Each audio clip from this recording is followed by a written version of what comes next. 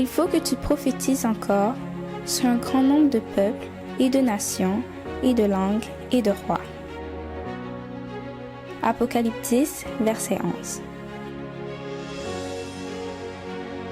ASJH 1889 du Cap Haïtien.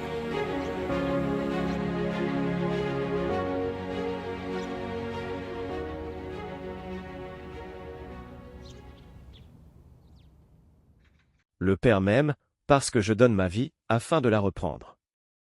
Personne ne me l'ôte, mais je la donne de moi-même, j'ai le pouvoir de la donner, et j'ai le pouvoir de la reprendre, tel est l'ordre que j'ai reçu de mon Père. Là, ce sont les paroles de notre Sauveur et Seigneur Jésus-Christ que nous trouvons dans le livre de Jean le 10e chapitre et les versets 17 et 18.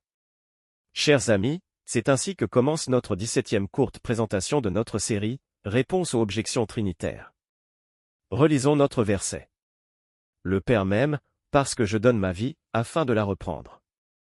Personne ne me l'ôte, mais je la donne de moi-même, j'ai le pouvoir de la donner, et j'ai le pouvoir de la reprendre, tel est l'ordre que j'ai reçu de mon Père.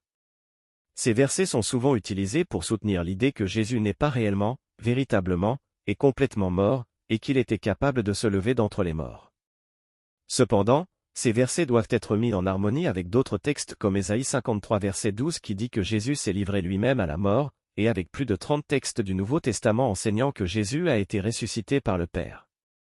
Selon le lexique gréco-anglais du Nouveau Testament de Thayer, le mot grec traduit par « la reprendre » signifie aussi recevoir ce qui est donné, gagner, acquérir, obtenir, retrouver quelque chose.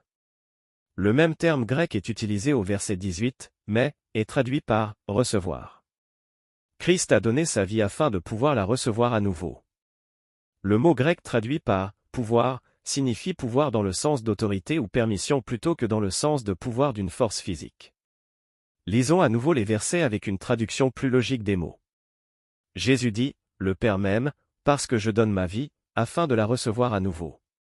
Personne ne me l'ôte, mais je la donne de moi-même. J'ai l'autorité de la donner, et j'ai l'autorité de la recevoir à nouveau, tel est l'ordre que j'ai reçu de mon Père. » Christ avait l'autorité ou la permission de donner sa vie afin de pouvoir la recevoir à nouveau des mains de son Père. Christ ne pouvait pas, et ne s'est pas ressuscité lui-même d'entre les morts, car s'il en avait été ainsi, il n'aurait pas pu être mort. Dans la prophétie de la mort complète de Christ, telle qu'on la trouve dans Psaume 88 verset 9, Christ dit « Je suis enfermé et je ne puis sortir ». Prétendre que Christ s'est ressuscité lui-même d'entre les morts serait une contradiction directe des paroles de Christ, car il dit « Je ne puis rien faire de moi-même ». Cela contredirait également au moins 30 textes du Nouveau Testament déclarant que c'est le Père qui a ressuscité Christ d'entre les morts. Paul, écrivant dans Galates un verset 1 déclare que Dieu le Père l'a ressuscité des morts. Le témoignage de la Bible selon lequel Christ est mort complètement et que son Père l'a ressuscité des morts est sans équivoque. Ésaïe 53 parle de la mort totale de Christ. Il a plu à l'Éternel de le briser par la souffrance, après avoir livré son âme en sacrifice pour le péché, il s'est livré lui-même à la mort, et, il a été mis au nombre des malfaiteurs, parce qu'il a porté les péchés de beaucoup d'hommes, et qu'il a intercédé pour les coupables. Ésaïe 53 versets 10 et 12. Selon la Bible, l'âme de Christ est morte.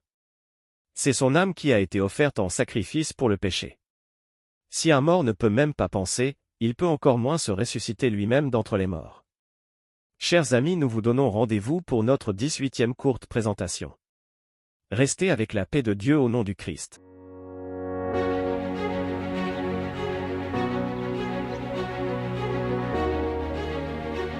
Et de nations, et de langues, et de rois. Merci d'avoir écouté cette présentation. Si vous souhaitez prendre part à la mission que Jésus-Christ confie à notre Église, contactez-nous via les coordonnées suivantes ASJH 1889 caphaïtien@gmail.com. Pour WhatsApp 509 32 32 41 42.